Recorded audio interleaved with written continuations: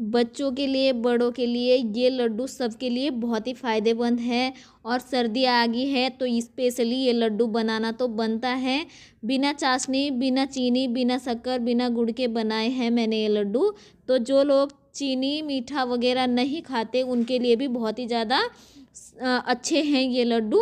इन्हें बना सकते हैं, एक बार बनाइए और पूरा महीना भर खा सकते हैं। तो ये ख़राब भी नहीं होंगे और बहुत ही जल्दी और आसानी से बनकर तैयार हो जाएंगे। तो हेलो एवरीवन, सबसे पहले आप सभी को मेरा प्यार भरा नमस्ते।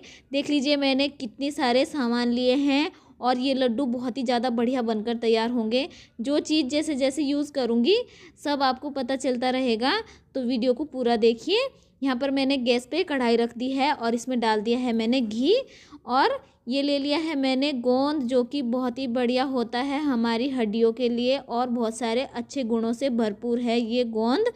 तो यहाँ पे मैंने जैसे ही घी गर्म हो गया था वैसे ही गोंद डाल दिया। तो देखिए फूल कर कितना बढ़िया हो गया है ये गोंद। तो देखिए इसे निकाल देंगे और इस तरीके से इसे रखेंगे साइड। अब इसी घी में हम भूनेंगे बादाम। तो इसी तरीके से अगर भूनेंगे, जो चीज़ जिस टाइम पे मैंने भूनी उसी तरीके से भूनेंगे, घी बिल्कुल बर्बाद नहीं होगा और ज़्यादा भी नहीं लगेगा। तो यहाँ पे मैंने जैसे ही बादाम हल्के फुल्के मेरे भुन गए थे तुरंत से मैंने उसमें काजू डाल दिए हैं। और क्योंकि काजू जल्दी डार्क हो जाते हैं तो इसलिए मैंने काजू बाद में डाले हैं। थोड़े मेरे पास अखरोट हैं तो ये थोड़े से मैंने अखरोट भी डाल दिए हैं इसी में, ये भी भुन जाएंगे साथ में ही। और ये देखिए अच्छी तरीके से इसे भून लेंगे। अब इन तीनों चीज़ों को हम निकाल लेंगे क्योंकि ये अच्छे से भुन गए हैं। ज़्यादा डार्क बिल्कुल नहीं करना है। और ये काले काले जो हैं दिखाई दे रहे हैं ये अखरोट हैं, तो इनका ऐसा ही कलर है और ये ख़राब बिल्कुल नहीं है। और ये देखिए इन्हें निकाल लेंगे। इसी में हम ये भूनेंगे। थोड़े से मेरे पास ये मगज हैं तो ये भी मैंने इसमें डाल दिए हैं गरम घी में और इन्हें भी भून लेंगे। और इन्हें हल्का सा भूनना है और तुरंत से निकाल लेना है। और ये भी मैंने निकाल लिए हैं फटाफट से। तो देखिए ये लड्डू बहुत ही बढ़िया बनने वाले हैं। तो यहाँ पे मैंने किशमिश ले ली है। ये किशमिश लगभग 50 ग्राम है और काजू और बादाम जो है 50 से 60 और 70 ग्राम के बीच में है। तो ये देखिए यहाँ पे किशमिश भी भुन गई है तो ये भी मैंने निकाल लिए हैं। और इसमें ज़रूरी भी नहीं है कि कोई चीज़ को आप ग्राम में ही नाप कर लेंगे, जितना आपको बनाना है उस हिसाब से ले सकते हैं।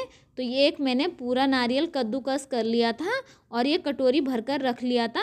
तो देखिए जब मैंने सारी चीज़ों को भून लिया है जो ज़्यादा घी में भुनने वाली हैं, तो बाद में मैंने ये नारियल भून रही हूँ अब, क्योंकि अब इसमें आगे घी की कोई ज़्यादा ज़रूरत नहीं है। तो इस तरीके से अगर आप चीज़ों को करेंगे और भूनेंगे तो घी भी बहुत कम लगेगा इसमें।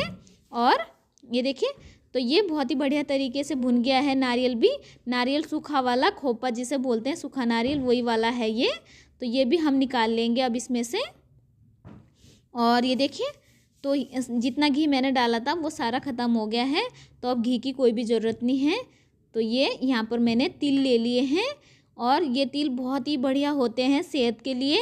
इसमें भरपूर मात्रा में कैल्शियम होता है तो बहुत ही ज़्यादा ज़रूरी है ये। तो ज़रूर से इसे भी डालेंगे इस लड्डू में। और ये देखिए इसे भी हम भून लेंगे। तो इसमें घी की कोई भी ज़रूरत नहीं है, इसे बिना घी के भी भून सकते हैं। तो मैं सेम कढ़ाई में भून रही हूँ, जो इसमें लगा हुआ है घी वो भी लगकर इसमें तिल में आ जाएगा। तो तिल भून गए अच्छे से, इन्हें हम निकाल लेंगे। और अब इसी कढ़ाई में मैं भूनूंगी ये फ्लैक्स सीड्स, अलसी, जिसे अलसी भी बोलते हैं, फ्लैक्स सीड्स भी बोलते हैं। ये भी बहुत ही बढ़िया होती हैं आँखों के लिए और आपकी हड्डियों के लिए। मतलब बहुत सारे अच्छे गुणों से भरपूर मात्रा में इसमें बहुत सारी अच्छे पोषक तत्व हैं। तो ये भी आप ज़रूर से डालेंगे इस लड्डू में। तो देखिए ये भी मैंने भून लिए हैं और कढ़ाई अच्छी तरीके से गर्म है तो मैं इसे बंद कर दूंगी गैस को और ये निकाल लूँगी इसमें से अलसी। अब इसी में भूनूंगी ये थोड़े से मेरे पास खसखस है जिसे पोस्तदाना भी बोलते हैं। और ये सभी चीज़ें मैंने भून ली हैं। तो ये देखिए गोंद कितनी बढ़िया तरीके से भुन गया था ये। अब हम इसे बारीक करेंगे। तो इस तरीके से मैंने कटोरी ले ली है और कटोरी की सहायता से इस तरीके से इसे दबा दबा कर बारीक कर लिया है। तो ये बहुत ही बढ़िया तरीके से पिस गया है। तो मैं किसी भी चीज़ को मिक्सी में बिल्कुल नहीं पीसूँगी। और ये सारी चीज़ें मैं किस तरीके से कर रही हूँ आगे देखिए। तो यहाँ पर जो पीसने वाली चीज़ें हैं जैसे हल्की फुल्की वो हैं काजू और बादाम।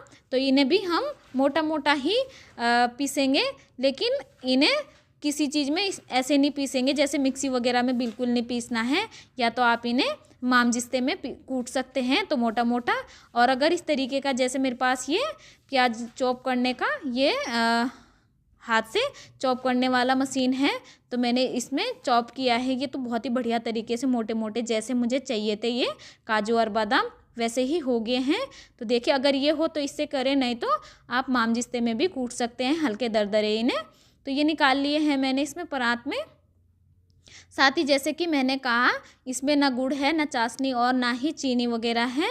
तो ये कोई भी खा सकते हैं इन्हें, जैसे कि जो लोग मीठा नहीं खाते वो लोग भी खा सकते हैं इन लड्डुओं को। तो मैंने यहाँ पे खजूर लिए हैं, 500 ग्राम खजूर लिए हैं। तो जब आप खजूर खरीदें तो सॉफ्ट वाले और बहुत ही बढ़िया वाले खजूर खरीदने हैं, जैसे कि ये दिखाई दे रहे हैं बहुत ही मुलायम वाले, तो ये बहुत बढ़िया रहेंगे। अब ये जो तिल हैं ये भी मुझे हल्के दरदरे पीसने थे, लेकिन मिक्सी में बिल्कुल नहीं पीसने हैं। तो मैंने इस पे चॉपिंग बोर्ड पे डालकर ये जो मेरा सिलबट्टे वाला बट्टा है इससे मैंने हल्के से ये चला दिए। तो ये जैसे मुझे चाहिए थे वैसे ही हो गए। ये ना ही साबुत रहे और ना ही ज़्यादा बारीक हुए हैं। तो ये भी निकाल लिए हैं मैंने पीस कर। और सेम तरीके से मैंने ये अलसी के बीज भी पीस लिए थे। जैसे मैंने तिल को पीसा है वैसे ही अलसी के बीज मतलब ये फ्लैक्सीड जो हैं ये भी पीस लेते। सभी सामग्रियों को हम एक ही प्रांत में इकट्ठा कर लेंगे। तो जैसे कि किशमिश भी मैंने बिल्कुल नहीं पीसी है और जो मगज के बीज थे वो भी मैंने साबुत ही डाले हैं। और यहाँ पर मैंने गैस पे कढ़ाई रख दी है और कढ़ाई में मैंने डाल दिया है 1 चम्मच घी और ये जो खजूर हैं ये डाल दिए हैं। तो इस तरीके से खजूर को भी भूनेंगे हम धीरे धीरे।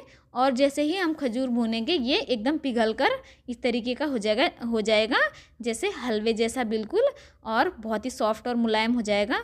तो देखिए जैसे ही ये कढ़ाई में एकदम घुलकर इकट्ठा होने लगे समझ जाइए ये हो गया है।